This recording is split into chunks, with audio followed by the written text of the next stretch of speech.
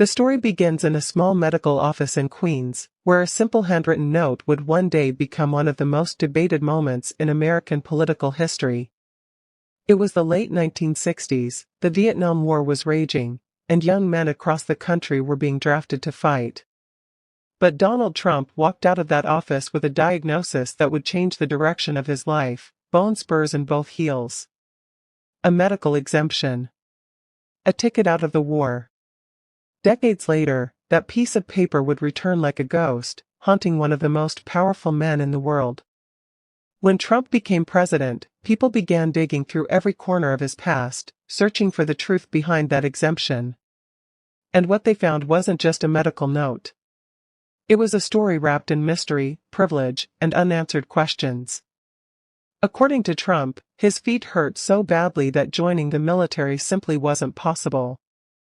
But the controversy exploded when the daughters of the very doctor who signed his exemption stepped forward.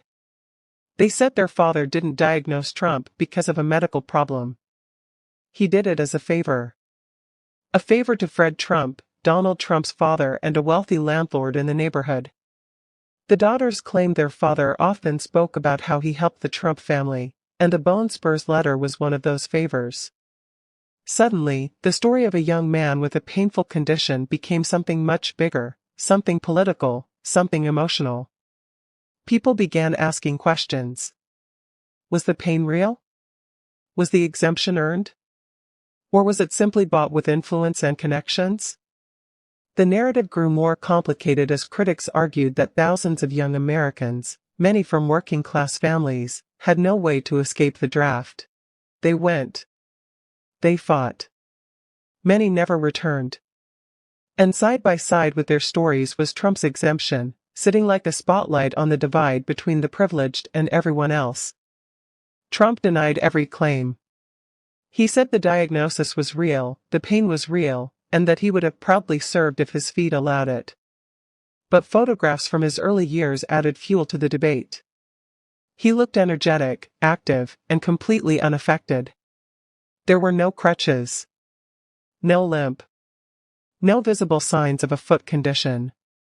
And the controversy only grew stronger when military veterans publicly criticized him, arguing that his story didn't match the sacrifices they had seen and lived.